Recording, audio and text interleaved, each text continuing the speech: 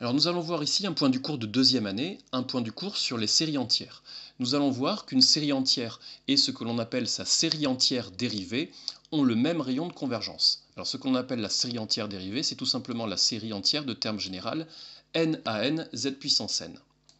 Avant de passer à la démonstration, je vais rappeler la définition du rayon de convergence.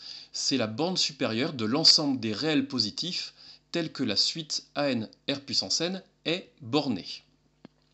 Nous allons maintenant procéder à la démonstration de cette proposition. Pour cela, je vais noter grand R et grand R', les rayons de convergence respectifs de chacune de mes deux séries. Ce qui est facile de voir, c'est que pour tout entier non nul, j'ai que le module de AN est plus petit que le module de N à N. Et on sait que lorsqu'on a une inégalité de ce genre, cela implique une inégalité sur les rayons de convergence, mais une inégalité dans l'autre sens. J'en déduis donc que grand R est supérieur ou égal à R'. Pour démontrer que grand R et R' sont égaux, il ne reste alors plus qu'à démontrer que grand R est inférieur ou égal à R'. Pour ce faire, nous allons démontrer que pour tout réel petit r positif, si R est strictement plus petit que grand R, alors R est inférieur ou égal à R'. Nous obtiendrons alors que grand R est inférieur ou égal à R'. En effet, ceci est un exercice classique de première année que l'on peut démontrer par contraposé.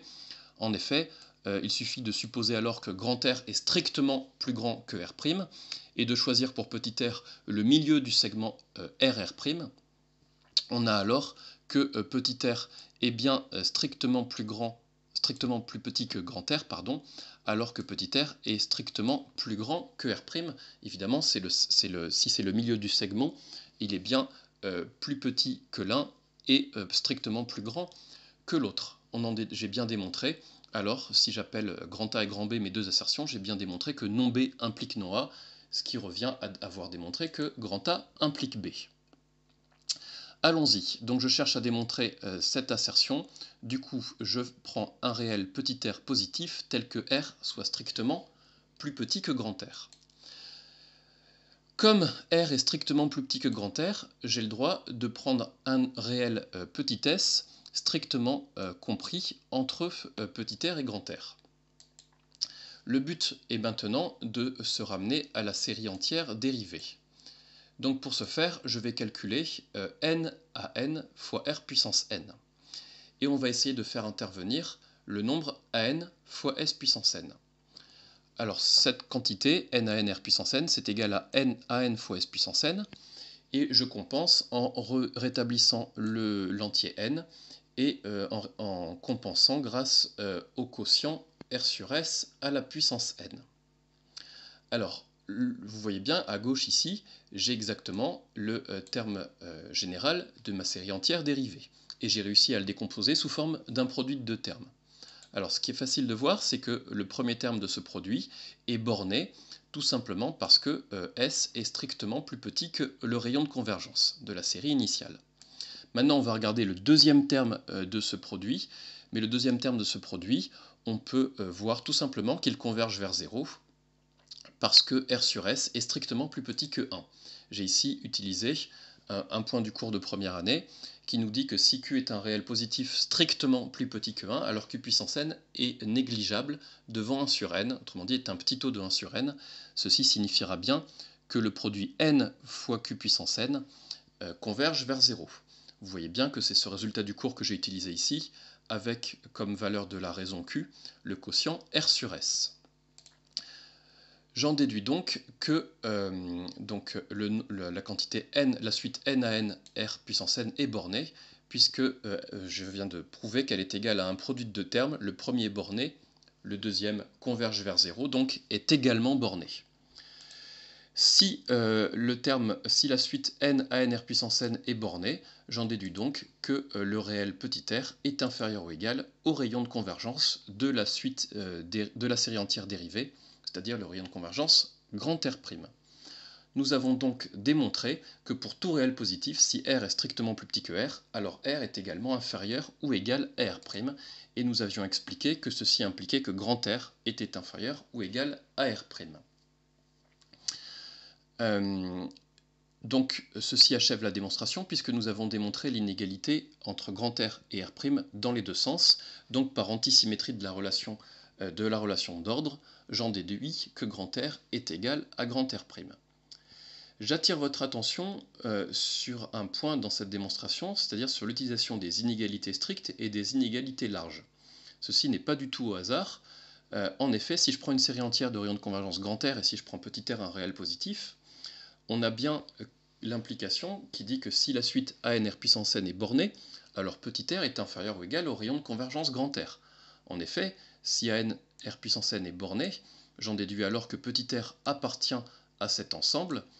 Or, la borne supérieure est un majorant de cet ensemble, donc j'en déduis bien que R est inférieur ou égal à grand R. Faites attention, je ne peux pas en déduire que R est strictement plus grand que R. Et strictement, je ne peux pas en déduire l'inégalité stricte, pardon, j'ai bien une inégalité large. Par contre, il faut faire attention que la réciproque de cette affirmation est fausse. Par contre, j'ai une implication dans l'autre sens, mais qui dit que si R est strictement plus petit que R, alors la suite AN Rn est bornée. Donc faites bien attention, si vous savez que la suite est bornée, vous ne pouvez pas en déduire une inégalité stricte, mais vous en déduisez une inégalité large.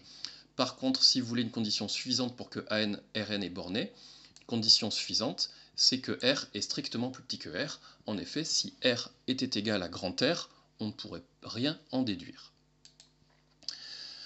Voilà, donc ça c'est une remarque importante qui explique bien dans cette démonstration l'utilisation des inégalités strictes et des inégalités larges.